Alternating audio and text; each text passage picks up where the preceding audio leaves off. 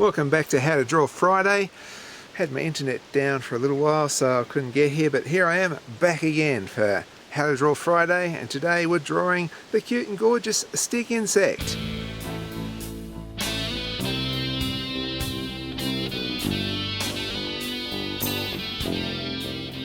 In my last video I talked about the stick insect and how to keep it as a pet.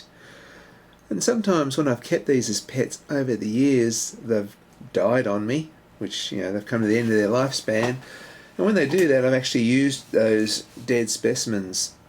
So today I want to draw the stick insect. I have my sketches I did the other day. I have this photo, which is not all that good, but I have these pets from the past. And here we have a female, a male, a juvenile. So yeah, these are ones that didn't make it. The female's longer than the male in the body. Look at the antennae on the male, it's really long, and on the female it's fairly short. Now look at the wings on the female. I've got tiny little wings, and on the male here I've put one wing out. You can see those wings are big enough for flight, so the male has to seek out the female. Here's something else of interest.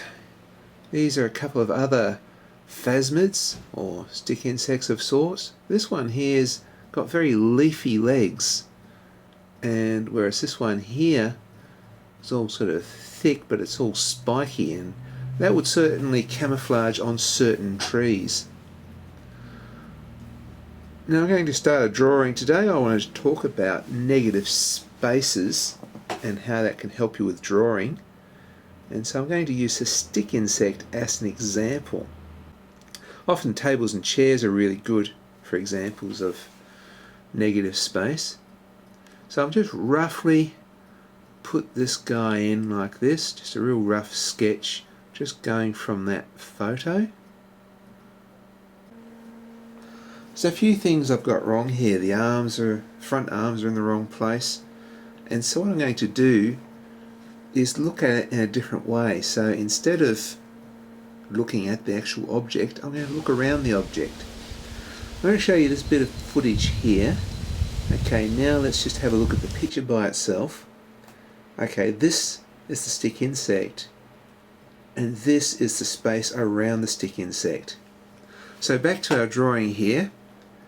Okay, this is the negative space. I'm looking here between this leg here. It's sort of a triangle, and here I can see another sort of a triangle, almost a triangle, and I sort of draw in those shapes, and those shapes there, like here's another shape here, like a trapezius sort of a shape. This is going to help me get a much more accurate drawing. So I can do the corrections by basically lining out the space between the legs. And it is just a different way of looking and seeing, and if you've been drawing for a while, you notice this will really help you. And even just half of it, there's like an upside down V shape here, and that's just part of a negative shape. Once you get used to looking at negative spaces, it will improve your art. It will certainly improve or help you correct your mistakes. So now I've progressed a little bit further with this drawing, shading it in a bit, and to be honest, I actually like the sketches I did the other day a little bit better, because they're a bit quicker and rougher and had a bit more freedom to them.